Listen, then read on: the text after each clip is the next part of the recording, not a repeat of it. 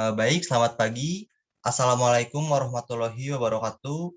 Kami dari kelompok 7 akan mempresentasikan macam-macam patogen dan tipe gejala penyakit. Next.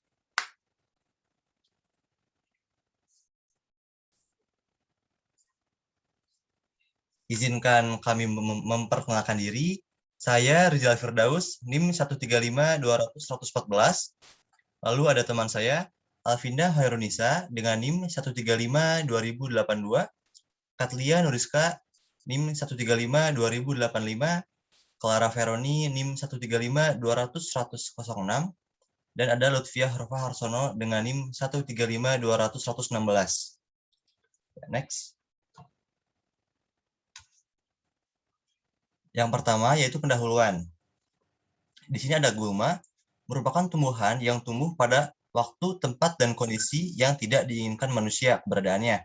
Gulma pada area tanaman budidaya dapat menimbulkan kerugian baik dari segi kuantitas maupun kualitas produksi.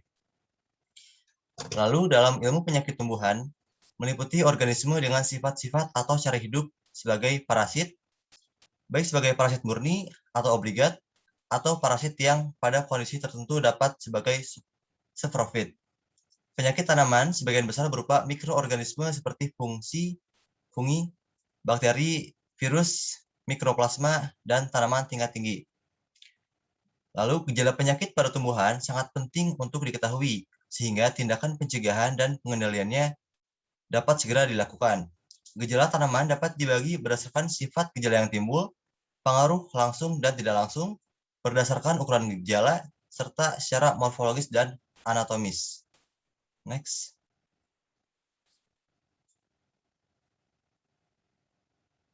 Lalu yang kedua ada macam-macam patogen.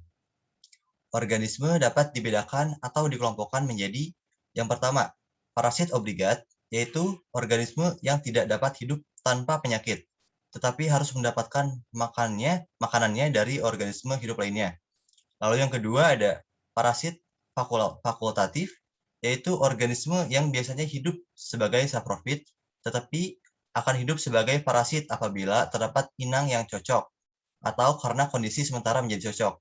Dikenal pula sebagai hemisaprofit atau okasional parasit. Yang ketiga ada saprofit obligat, yaitu organisme yang tidak dapat hidup sebagai parasit, tetapi dikenal dengan nama holosaprofit dan true saprofit.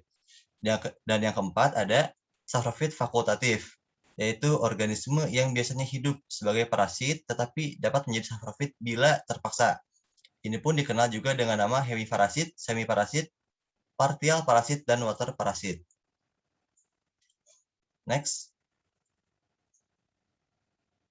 Yang selanjutnya akan dibacakan oleh Clara.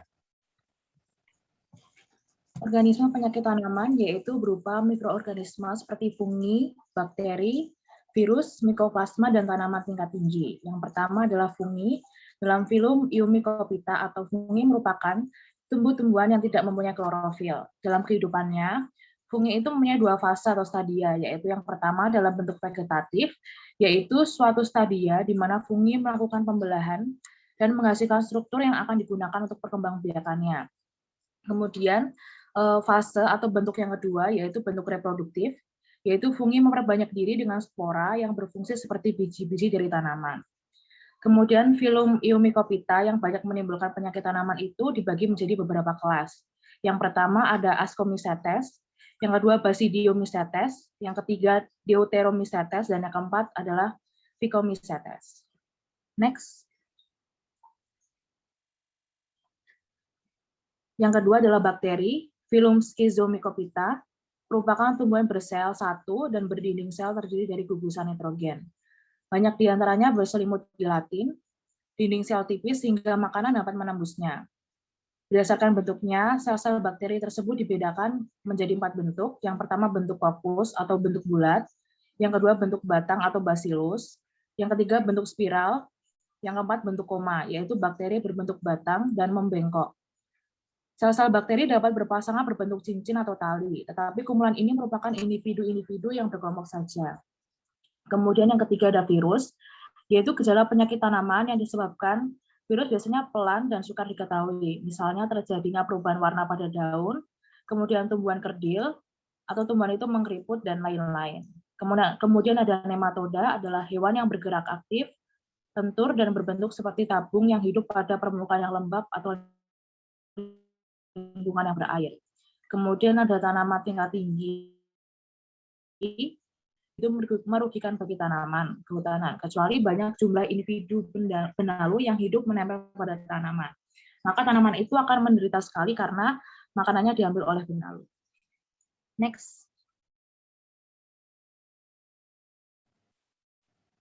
Oke, materi selanjutnya mengenai gejala penyakit akan dibacakan oleh Alvinda Harunisa. Terima kasih waktu yang telah diberikan. Di sini mengenai gejala penyakit adalah gejala adalah kelainan atau penyimpangan dari keadaan normal yang ditunjukkan oleh tumbuhan atau tanaman. Next. Tipe gejala penyakit ini dibagi berdasarkan yang pertama yaitu sifat gejala yang timbul, kemudian yang kedua pengaruh langsung dan tidak langsung, yang ketiga ukuran gejala, kemudian yang keempat yaitu secara morfologis dan anatomis.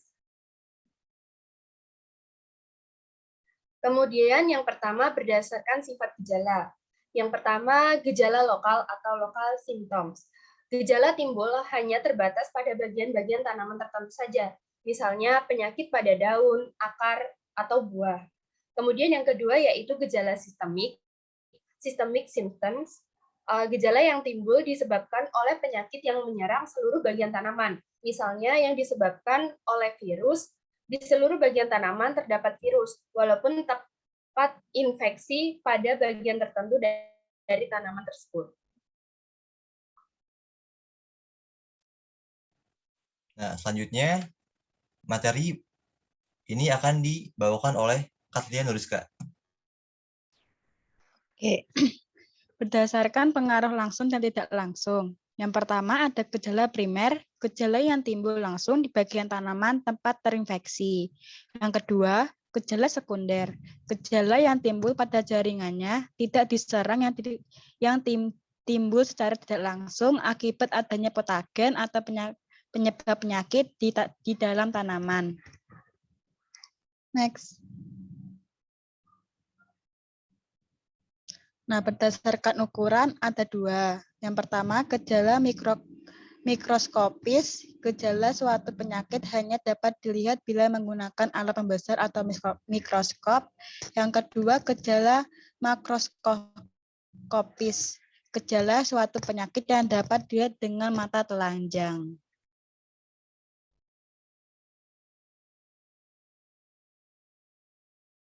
Baik, untuk materi selanjutnya akan dibawakan oleh Lutfia Rofa.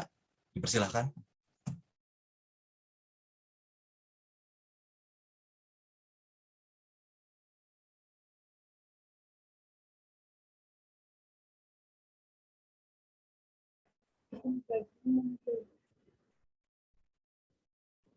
Ya, baik, terima kasih. Selanjutnya berdasarkan morfologi dan anatomi. Berdasarkan morfologi dan anatomi itu dibagi menjadi 6. Yang pertama ada hiperplasia. Hiperplasia yaitu pertumbuhan luar biasa oleh perpanjangan atau pembesaran sel-sel yang dinamakan juga hipertrofi. Selanjutnya ada hipoplasia. Hipoplasia yaitu pertumbuhan regresif dengan ukuran sel-sel atau ukurannya tidak dapat mencapai ukuran normal atau kerdil. Selanjutnya ada perubahan warna. Perubahan warna contohnya seperti bercak kuning, mati pucuk, daun keperak-perakan, bercak air, dan bercak seperti berlumah. Selanjutnya ada kekeringan atau layu. Kekeringan atau layu yaitu gejala dengan ciri gugurnya daun yang diikuti keringnya batang dan tunas. Selanjutnya nekrosis. Nekrosis yaitu matinya jaringan baik pada kulit layu maupun daun yang disebabkan oleh patogen. Dan yang terakhir ada tumbuhnya fungi di permukaan daun. Di antaranya yaitu ada powdery mildew. Powdery mildew itu disebabkan oleh fungi Ascomycetes di mana hifa tumbuh pada permukaan daun. Kemudian ada downy mildew. Downy mildew itu disebabkan oleh fungi Mycomicetes, di mana sporangiopor atau sporangium membentuk lapisan berwarna putih keabu-abuan pada permukaan daun. Selanjutnya ada Scotty mildew. Scotty mildew itu di mana pupa berwarna hitam menutupi permukaan daun.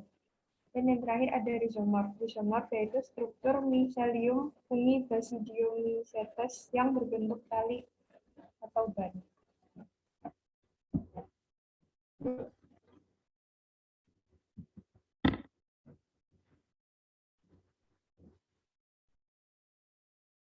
Selanjutnya dari presentasi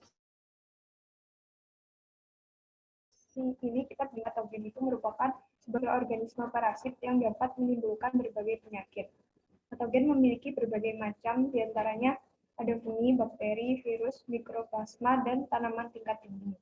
Untuk mengetahui penyakit pada tanaman, itu perlu mengetahui adanya dari gejala suatu penyakit tersebut. Nah, jadi gejala tanaman sakit itu dapat dibagi berdasarkan tadi sifat gejala yang timbul, pengaruh langsung dan tidak langsung berdasarkan ukuran gejala, serta secara morfologis dan anatomis.